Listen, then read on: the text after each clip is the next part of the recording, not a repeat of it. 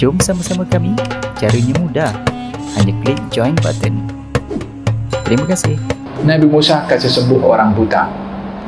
Hadis diriwayatkan daripada Uthman bin Hunayf mengatakan, ya, seorang buta datang kepada Rasulullah, doakan ya Rasulullah semoga Allah sembuhkan sakit saya. Diajarkan doa oleh Nabi SAW. Dia sholat 2 rakaat dan doa Allah Subhanahu Wa Taala sembuhkan penyakit itu setelah dia sholat dan berdoa. Seketika itu juga. Lebih daripada itu, salah seorang sahabat Nabi yang berperang bersama dengan Nabi dalam peperangan Badar, matanya terkeluar daripada tempatnya dan masih lekar, masih dipegang macam tu. yakni terkena senjata sampai keluar matanya dan darah mengucur. Jumpa dengan Nabi SAW, dikembalikan oleh Nabi dengan tangannya dan kembali seperti sedia kala, seakan-akan tidak ada perkara buruk yang terjadi kepada matanya. Katanya, kalau mata saya sakit, yang sakit sebelah, yang dikembalikan oleh tangan Nabi tak pernah sakit lagi mata.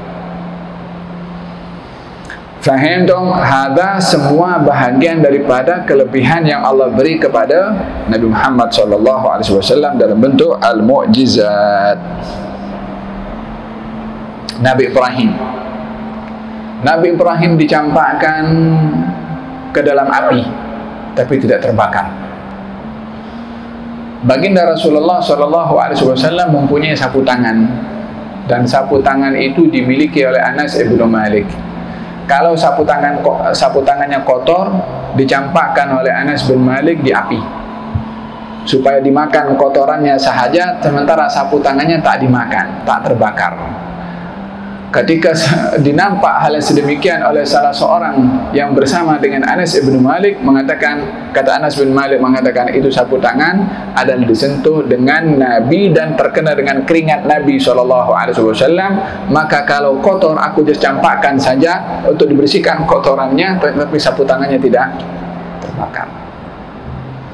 Faham dong? Hada berkenaan dengan mukjizat-mukjizat yang diberikan oleh Allah kepada Nabi. Di antara keseluruhan mukjizat yang kekal berterusan kepada kita adalah mukjizat Al-Quran Al-Karim, dan ini adalah mukjizat yang kekal abadi. Hada berkenaan dengan mukjizat yang diberikan oleh Allah kepada Nabi. Ada perkara yang luar biasa namanya istidraj.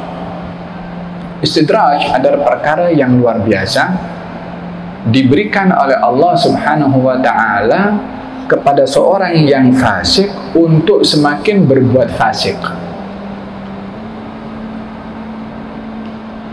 Seperti Allah berikan kekuatan yang luar biasa kepada Firaun, kepada Haman, kepada Namrud. Apa kurang jahatnya Firaun? Mendakwa dirinya sebagai Tuhan, tapi tak pernah sakit Firaun,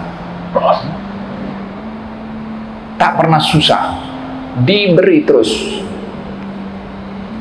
Ini bahagian daripada istidraj, ya, perkara yang luar biasa diberikan kepada orang yang fasik atau yang kafir, untuk dia sentiasa melakukan perkara yang dibenci oleh Allah, sehingga bila mana tiba waktunya akan dihancurkan oleh Allah dengan sehancur-hancurnya.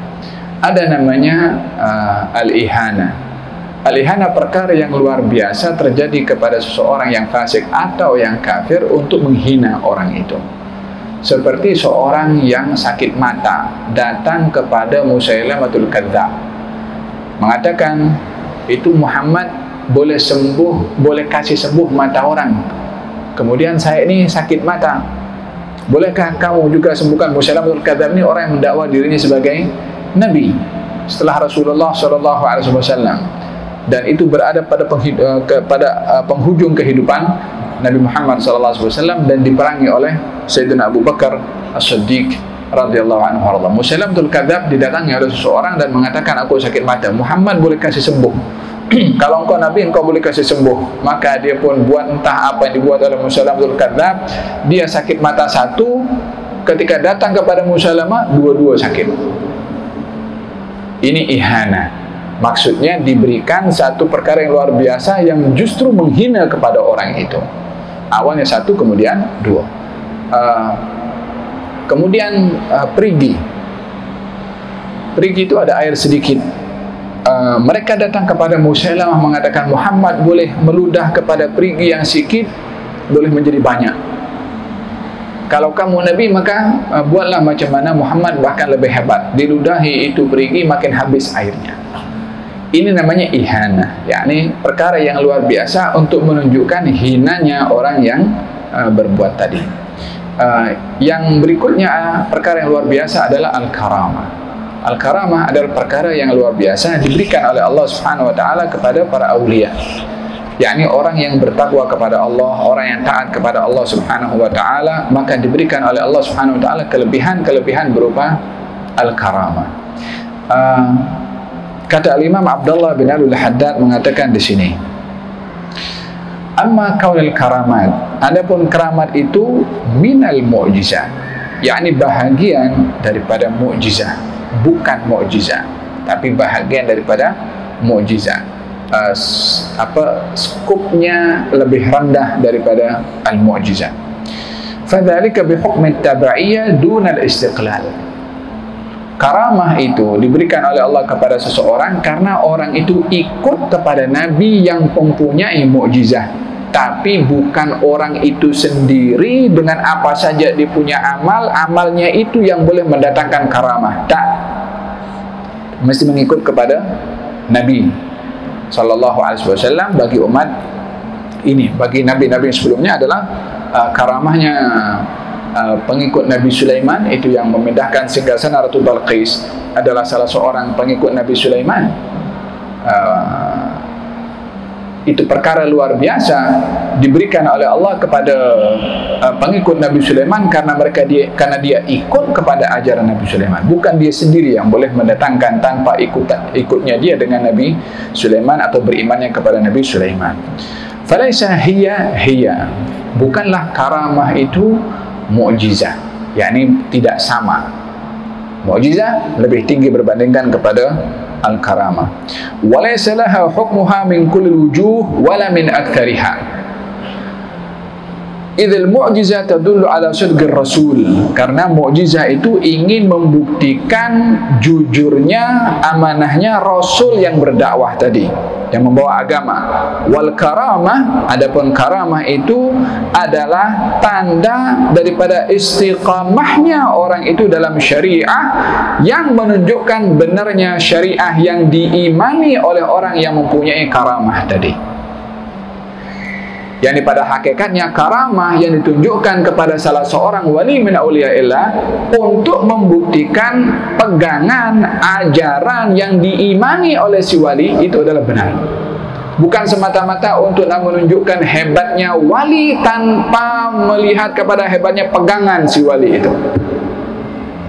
Jadi intinya pada karamah yang diberikan oleh Allah kepada seseorang karena istiqamahnya orang itu dalam pegangan dan manhaj yang benar. Ini adalah al-karamah. Di dalam Al-Quranul Karim Allah Subhanahu wa ta'ala juga menceritakan tentang karamah, seperti yang Allah tunjukkan kepada Nabi kepada Siti Maryam, yaitu ketika ada di bilik boleh ada makanan yang di luar makanan itu tidak ada, seperti ditunjukkan kepada ala Hadrami tadi yang lalu di atas air, Ashabul Kahfi yang tidur 309 tahun, dan itu di luar akal fikiran, perkara yang luar biasa. Dan ini bahagian daripada karamah yang diberikan oleh Allah Subhanahu wa ta'ala kepada pengikut para nabi. Tetapi adakah orang yang kalau dia ikut kepada para nabi, beriman kepada para nabi, istiqamah dalam imannya, tak sempurna kalau tak ada perkara luar biasa yang dinampak oleh orang itu sebagai tanda orang itu wali min auliyaillah? Perlu kita memahami bahwasanya karamah itu tidak terhad kepada perkara yang luar biasa dinampak oleh orang itu, sebab karamah ada dua juga. Karamah dalam bentuk perkara yang luar biasa, dan karamah yang menjadi hakikat seseorang itu wali dan juga mempunyai karamah. Apa itu? Hakikat orang yang punya karamah kalau dia istiqamah dalam perjalanan manhaj yang benar, walaupun tidak dinampak padanya perkara yang luar biasa. Bahkan bagi mereka para aulia, bila mana dinampak perkara yang luar biasa, justru mereka malu untuk dinampak perkara itu oleh orang lain karena khawatir akan menyebabkan fitnah untuk dirinya. Orang lain akan menyanjung-nyanjung kepadanya.